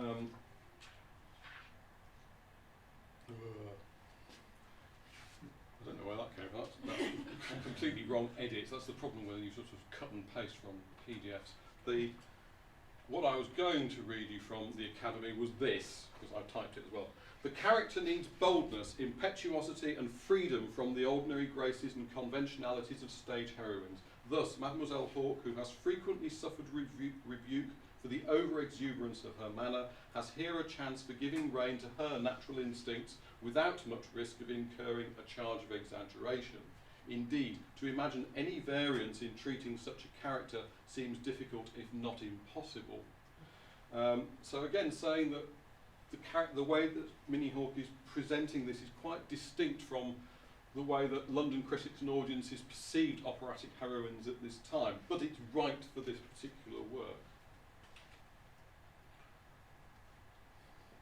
That's also wrong, so God knows what's going on. We find, so this is from the caption, the date, the newspaper, the sources are right, it's just the critics, the cuts are all wrong.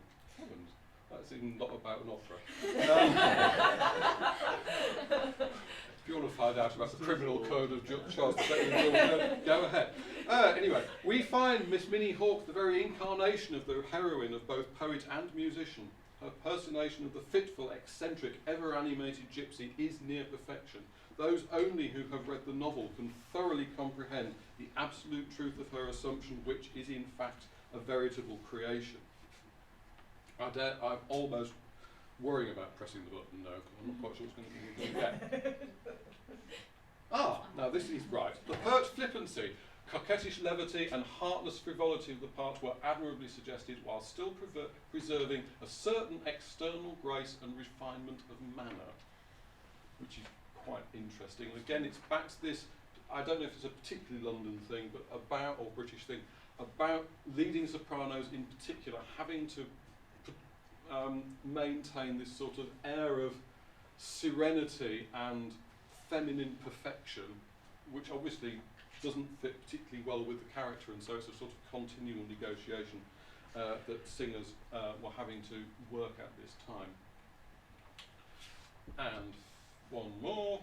The role of Carmen was entrusted to Mademoiselle Minnie Hawke, who took little pains to soften the unpleasing characteristics of the part, and seemed to think it indispensable that Carmen should appear coarse and vulgar as well as immoral.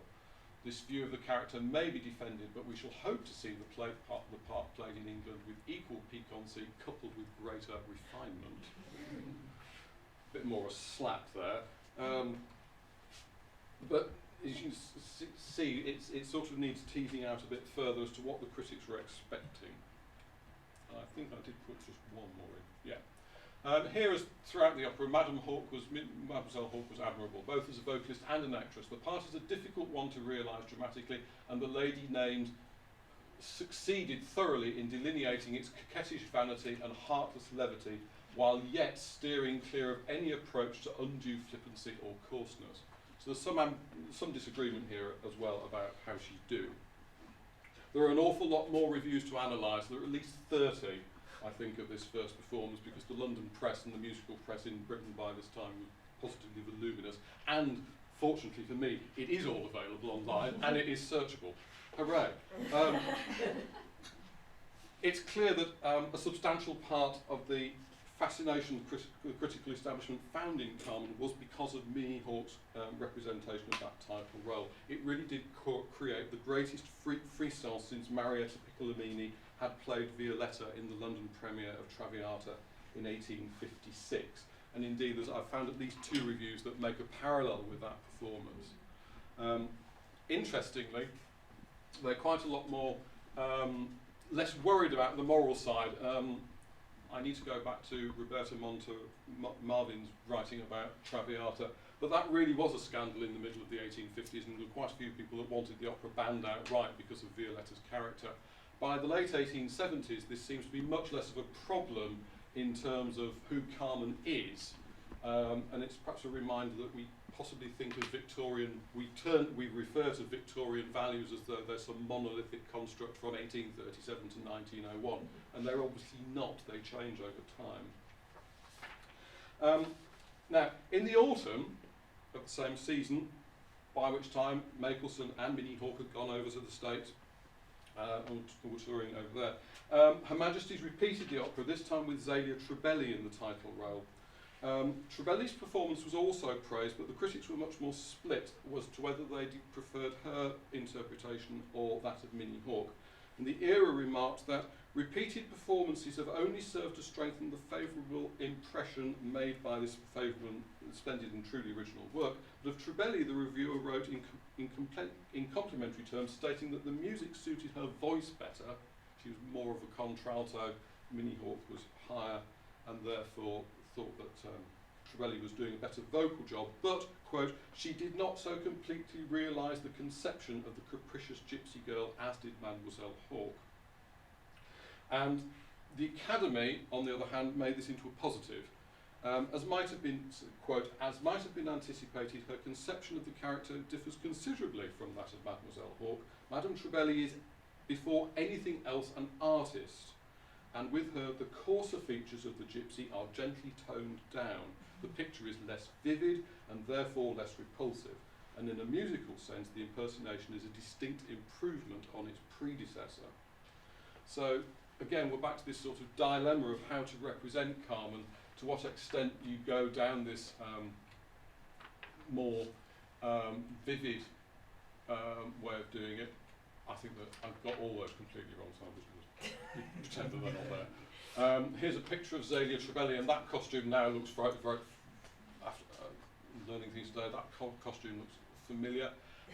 Again, that comes from the Viennese Theatre Collection, and again, it was trailed, the performance was trailed, as well as Trebelli's appearance at Her Majesty's that autumn in the Illustrated Sporting and Dramatic News. That's probably a week or 2 before the season opened. How am I doing for time? Oh, we've got plenty of time. I've got plenty of time. Oh, right, The okay. next Right, okay. I've focused on the performance of Minnie Hawke in particular, and to a lesser extent on Zelia Trebelli. There aren't so many reviews of Trebelli because people were used to the opera by this point, and there's an interest in comparing the performances, but it didn't have the excitement of Minnie Hawke's first performances. And so I just wanted to say a little bit about the perceptions of the music, and Bizet's music as well as that performance. So here are a few quotes, if they've worked. Oh, I'll just read them. I just forgot. Yeah, anyway. It's like my lunch, they were. So these are all quite brief, because this is something that needs a lot more thought and a lot more work. Music review, full of character and on the whole of a remarkable originality. From the Academy, Carmen is Spanish from first to last in rhythm, phraseology and harmonic progressions. That's Henry Frost in the Academy. And with these characteristics, it gives us a ceaseless flow of piquant melody, for the most part singularly fresh, and he singled out the habanera and the chanson bohème in particular. I don't think, frankly, the London musical critics really knew anything about Spanish music at this point.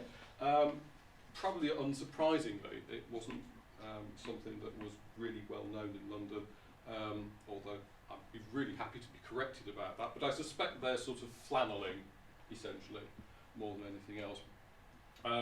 This one from the Athenaeum. This is the review, the one review that really didn't go for Carmen at the first time round. It is true that this mixture of the Toreadors, who are the dregs of Spanish society, with the gypsies and their Hindu blood, where did that come from?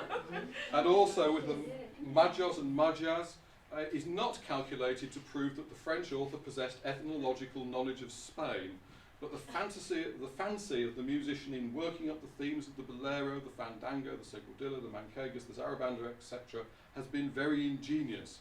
There are, however, a few strains which are essentially of the French school, most especially assigned to the character of Micaela. Finally, from the era, as for the music, the warmest admiration must be given to it. Almost Spanish in character, there is a piquancy and originality, together with dramatic power such as we have rarely met with in modern operatic music, and the vigorous and effective performance at Her Majesty's Theatre did ample justice to Monsieur Bizet's beautiful ideas. The principals were well fitted for their task, and the chorus was unusually good. Oh no, there's one, two more. Bizet has happily caught the spirit of the whole, has given in his melody, which, if not always original, is invariably characteristic, the true local colour, and sustained the interest with a fresh and vigorous hand in all the concerted pieces, and indeed throughout the score from the first number to the last. I'll just give you one more. The occasional touches of Spanish and gypsy character and the recurrence of distinctive musical phrases give a general tone of consistency to the work. Both in the orchestration and vocal writing, there are indications of the influence of Gounod's style and, in a less degree, of that of Wagner. And that's from the Illustrated London News. The critics are sort of not very uniform on this, other than the fact that, by and large, they really did go for it. And this was really unusual. I think Aida was the previous signal success in London 2 years previously. But if we go before that, the next opera backwards that we can find, which London critics really went for, was probably Gounod's Faust, which was premiered in London in 1864. So for them to be swept away like this was quite some achievement. There are a few brief postscripts to add to this very, very preliminary account of Carmen's first appearance of London. And these open up all sorts of other avenues for investigation. An English language version, restoring the spoken dialogue, was given by the Rosa Company in February 1879, and shortly afterwards on a provincial tour. Further research needs to be undertaken regarding this production, not least because shortly afterwards I am pretty sure that Rosa secured a 20-year monopoly on English language productions in the UK. There was a tour by Emily Solding towards the end of 1879, but after that I can't find any performances of Carmen in English by any company other than Carl Rosa until 1900. And I think that means he'd secured a monopoly, which means in turn that the vast majority of people's knowledge of Carmen in the British people's knowledge of Carmen in the 19th century will have been via the Rosa Company's touring production, because that was the only show in town, literally. Mapleson did take Carmen to one or two British provincial cities in the 1880s, but he was basically focusing on America by then, so it really was the Rosa production that needs examination. And the Rosa Archive does a fairly large Rosa Archive is based in Liverpool. Not quite sure how much Carmen material there is in it, but one of my tasks will be to go and see and have a look at that. I haven't yet confirmed for sure when the first British performance of Carmen in French took place, but I think the most likely possibility is a brief season of French opera mounted by Mr. Mayer in the West End in either 1885 or 1886. And at Covent Garden, the first performances of Carmen in French almost certainly took place in the 1890s. But until then, it had either been in Italian or English. Again, I need to do some further research on that. One thing is of no doubt. Carmen was consistently, as we said, the most popular opera in the United Kingdom, probably ever, certainly between 1878 and its premiere in 1914. At Covent Garden alone, there were 150 performances over that period at least. I think that the only more popular opera at Covent Garden was Faust. So, as the critic of the Graphic wrote in the review of the first London performance, Bizet's last work is, quote, beyond comparison his best, and tested by its merits, he will be appointed a legitimate place in the history of music and musicians. Thank you.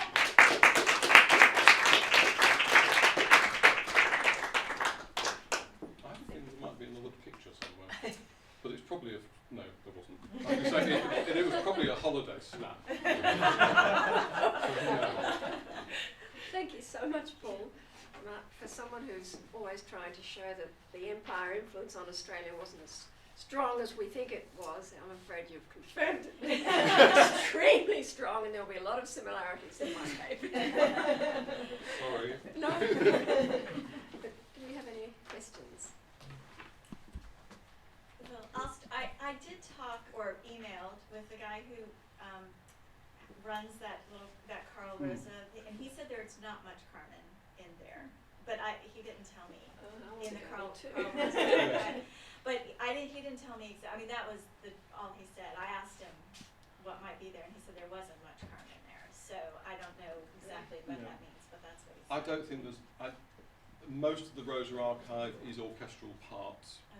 Well, that'd be interesting in But itself. I mean, that might be interesting in really itself. interesting. There are, what they don't have is things like production books and set drawings and all the things that would be really, really fascinating to look at, or accounts or things like that. So the sense of what it looks like, we're not going to have a good sense. One thing I didn't say, sorry, just to sort of preempt any discussion. I said that Hawke had played the role in Brussels, and I think she brought a producer, sort of director, with her. Yeah. So if we knew more about what happened in Brussels at La Monnaie in 1878, 1877, we might have a fairly good sense of what Carmen looked like in London in 1878. And then in America. Yeah. Yeah, I would love to. That's why I was asking you about that production. I mean, I just have a feeling that it was quite a copy of the opera comic, but it remains to be proved. 76 was. Yeah. But that Carl Rosa production with Selena Delaro, who's a fascinating character who does that first English language Carmen, what you find in the press of that is that you get actually some quite nice Hawke Trebelli Delaro, and it's a lovely way of comparing those first three Carmens. And as I said to you privately, Ken Murray from the University of Melbourne wrote a thesis on Spanish music in England from 1875 to 1918, and I think you're right. There's not a great knowledge of Spanish music yet in the 1870s, and it begins to grow in the 1880s. But they know their Spanish popular songs. They've had their Spanish and pseudo-Spanish dances, back a few decades before. They've had tours from the Spanish Royal Ballet, and there's a smattering, and the Spanish entertainment is bubbling along all the way through from the Elsas and the Lola Monteses and different categories, but bubbling all the way through until it explodes at the end of the 1880s, which is a big theme for us, and then goes nuts in the 90s. So it's something I know nothing about. I'm happy to share. Absolutely honest. It's online. Ken's thesis is yes, online. Ken's thesis is online. Right, I'll get a link. Bedtime reading. Yes, I mean, just on the Solaro point as well, a thing that came, because both she and Emily Soldine came from the opera bouffe tradition, as opposed to the sort of the big grand opera Italian tradition. So there's an interesting contrast to make between the Trebelli Hawke productions on the one hand and the opening English language productions on the other hand, which I think probably at least sounded would have been different in all sorts of ways. And that is coming upon. And I mean, it's actually, there's a parallel situation in Spain when you have the Italian and the Teatro Real and the high opera, and then you've got the Zarzuela where you've got acting singers in a similar way. But for me, for me the fascination of that opera bouffe link is that being done at the Gaiety and all of those, actually, I think there's a link then into the Gaiety burlesque, which leads to Carmen up to data. the great parody of the early 1890s, which is also a lot of fun. But the little parodies that followed immediately from 78, they toured. I mean, they toured the British Isles. So it was such a hit too. Yes. One thing I didn't say was that at one point, I think it's about 1889, Carl Rosa actually had a dedicated Carmen company on the road. Really? That's brilliant. I don't think it lasted long, possibly about a year. But basically, I mean, it was almost operating like sort of Gilbert and Sullivan, sort of a Dolly Cart idea, where you were just playing the same opera every night and touring around the country. So I mean, yeah, I mean, it really did sweep people away in a way that virtually no other opera had done. But that's actually a great point, and I promise I'll stop. Is actually, you know, the Gilbert and Sullivan, the Spanish themed thing there is actually part of that rise and sort of fuels. Oh yeah, the, yeah. All I mean, it's that gone they to actually play into it. Exactly. Yeah. Anybody have a question? Sorry. I was struck with the reviews that you read. The closest they got to sort of being disapproving of Carmen was that she was sort of, you know, disagreeable, right? So do they ever talk about her as being evil, or do they compare her to cats and panthers and lions and tigers? do they say it's her fault she died? You know, I mean, what? Or do they just have this sort of very kind of anodyne, oh well, she's not very nice. They call her scabrous. Scamperous. That's a word they repeat quite a lot. So is that bad? I mean, what is that? Worse than disagreeable. Okay, all right. It struck. I need to read them really sort of delve into them in sort of much more forensically, but I was surprised not to get a stronger sense of disapproval, actually, given how strong the reaction had been to Violetta 20 years earlier. It wasn't nearly as pointed. So although there was this sense of her being free and, yes, coarse and vulgar, but the sort of, even a sort of sense of blatant immorality doesn't seem to be that strong. It'll also be interesting to compare the London press and the provincial press, because there might be a difference in attitude coming out there as well. Because I mean, clearly, the sort of the musical press in particular, but also the London daily press reviewing the Her Majesty's production, they're sort of aiming at a different readership, which is probably more open, somewhat less moralistic. I suspect quite possibly when I get to the Birmingham Daily Post or the Manchester Evening Telegraph, it might be slightly different. But even so, even in the provinces, I mean, Carmen was obviously phenomenally popular because Rosa kept doing it. British opera it was entirely on a commercial basis at this point. You didn't do it if people weren't turning up for it, because you lost money and you closed. So, I can't remember, was it you, Liz, I was having the conversation with earlier? I think probably in many respects people just totally swept along by the music, that they were prepared to sort of just forgive, as it were, or brush under the carpet all the other issues. But is it more of a fantasy? I mean, Violetta is a domestic tragedy, and those bad French morals that we don't want infecting us, because there's that much more neighbourly thing, and French culture is present. Whereas was Carmen really an escapist fantasy, and did that mean they could get away with it more? Because there was nothing real or relatable. But it's a genuine question. Yes. I don't know. I mean, I'm thinking about Gilbert, who said that he couldn't put anything in the theatre which a middle-class mother and her 15-year-old daughter could, go and see and not be shocked by, and arguably they would be shocked by. Really. Yes. Things to be teased. Just a word about the Carl Rosa Company, which I can't answer, but I've got a libretto, which I can't remember what date it is, from that company. And it does contain some of the dialogue, absolutely. Yes. It also, yes. it's sort of hybrid. It because is. it also Percy. contains Restless Thieves, doesn't it? He said he deliberately said it's an adaptation. It's not a direct translation, and I've brought back some of the spoken dialogue. Ah, right, He, yes. he states it So we'll hear about in that the tomorrow. introduction. No, I had to cut it out. But no, he's got it in the introduction that he Yes. wanted to bring back some of the spoken dialogue. Yeah, and there's a copy of that libretto in the Yeah. British Library. Yeah, so we've got it in the RCM. easy to look at. But what I wondered is if that, the Carl Rosa libretto, there is only one, or whether there is several over a period of time which differ. Well, that's an interesting question. I don't know. I mean, it's the Rosa archive. They did tend to keep things like libretti, smaller things that they're a bit better Yeah. at keeping. So there may be Might be some. something and seeing more so. variations. But then mapping them onto specific productions would It also might be be. difficult. The first one might be the key, because I mean they made a splash with Delaran, Oh yeah, and absolutely. so I mean that would be a lovely one to. I think that's the one in the BL. I think I checked the date on it, and I think that's the date. And there was an English language vocal score published, of course, by Metzler. Metzler, So we'll try and match those two as well. Yeah. That's got the Hersey translation, Yeah. the Metzler. Yeah. But the Metzler doesn't have, if I remember correctly, the Metzler doesn't have any of the spoken dialogue in it.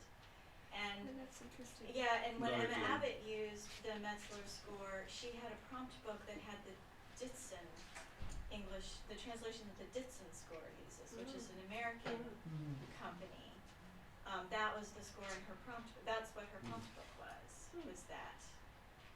Yeah, I think I looked at the Metzler score and the libretto, and you have to infer at Yeah. various points what's happening. Right. And Um, so if what Emma Abbott did in her 1880 production was she went through, and you can see where she would cut out some of the she's cut out some of the recitative to put in the dialogue, and other recitative she kept. Yeah, I think. So it was that sort of hybrid thing of using some dialogue but not entirely Yeah. all of it. Any other questions? Comments? Well, let's thank Paul very much. All three speakers for a terrific session. Yeah. Lots of questions. Thank you. Thank you very much, Paul. Thank you, everybody. Okay, so I think it's beautiful outside. So, and this room is completely airless. So, this evening we are expected in St David's Hall for 7 o'clock. There's a drink